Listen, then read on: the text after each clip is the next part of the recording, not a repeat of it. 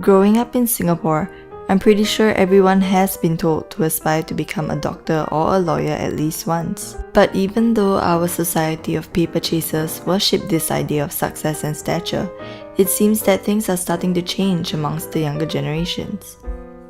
More youths are choosing to pass on the traditional route to pursue something they want to do. One particular scene that's really starting to blossom is the baking scene. But don't just take it from me. Let these young entrepreneur bakers tell you more about their journeys.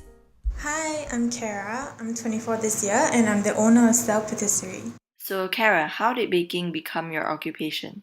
It started when I was 16, the end of O-levels. I was thinking of it as like a long-term career, but you know when you're kind of younger, like your parents don't really take you seriously, so they're like, are you sure you want to do this, or it's just a hobby? Like it will be difficult when you get it as a job. Somehow or another, they gave me the chance to go to Le Cordon Bleu to kind of learn it and see if I really wanted to pursue it, and that was when I was 20. So from there, I really fell for baking, and it just progressed to an occupation right now. And what do you love about baking? The meaning behind making the cake is basically why every single time there's always a different reason why you're making it. You know, like someone's birthday, someone's going away party. Every single time is kind of like meaningful, and I think baking for my loved ones is when it's the most special. How would you describe baking as an occupation versus baking for leisure? Completely different. When you're baking at home, there's no expectations, right? You're giving the cakes for free to people, and no matter what, it will be positive feedback most of the time. Because I mean, who doesn't like a free cake? But when there are people coming in as paying customers, it's different. So they're like more critical on the cake. So you really have to maintain the standard every single time. Every feedback you hear, you gotta take it really carefully and seriously. What advice do you have for aspiring entrepreneur bakers? Now you're not just baking alone, you're baking with people. So people skills, how you handle the staff. There's a lot of things to learn as to how to run a business, how do you deal with people, how do you work together as a team. Entrepreneurship is not for everyone. It's something that you really have to work at.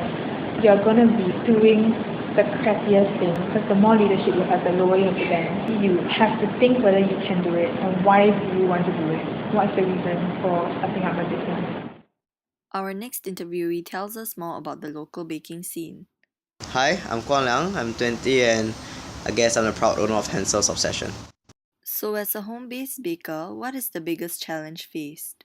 Very restricted due to a lot of means and like facilities and utensils and things like that. So I do have the luxury of having like the commercial kitchen. Firstly, as a home baker, there's always like questions about credibility and integrity and things like that. So trust is something you have to slowly build up among you and the consumers. And in your opinion, what is the public's attitude towards baking? I think baking is a form of art that a lot of people neglect. It's more than just flour and sugar and things like that. It's just something that's very sidelined. Now, in a Singaporean context, how does this hold true?